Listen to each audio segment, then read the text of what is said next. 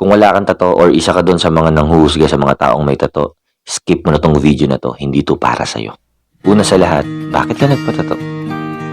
Hindi ko man alam pero sinisigurado ko merong istorya sa likod kung bakit nagpalagay ka ng tinta sa balat mo. Hindi ako naniniwala na nagpapatato ang isang tao para lang magmukhang astig, para lang maging cool. Naniniwala ako na may dahilan kung ba't ka nagpalagay ng tato.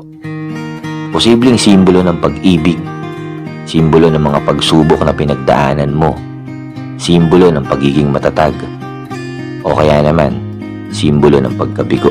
Naranasan mo na rin ba na mahusgahan dahil lang sa may tattoo ka?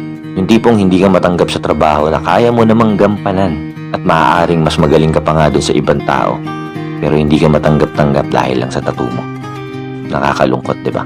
At naranasan mo rin ba na hindi ka man lang kinikilala ng isang tao ay inaayawan ka na dahil lang sa merong kang tattoo?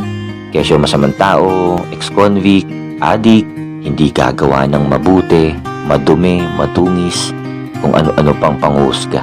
Marami nga dyan, wala ngang tato at malinis ang katawan, kapita-pitagan ng reputasyon, nag-aral sa magagandang eskwelahan, pero magnanakaw. At kung sino pa yung sinasabi nila na mukhang hindi gagawa ng mabuti, sila pa pala yung mas totoong concern sa kapwa nila.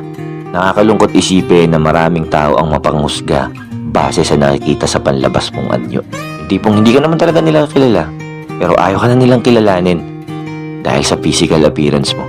Hindi ko alam kung bakit nila pinapakailaman ng buhay ng mga buhay.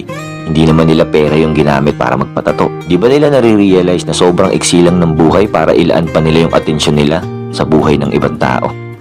Ang tanong, sinong nagkakasala?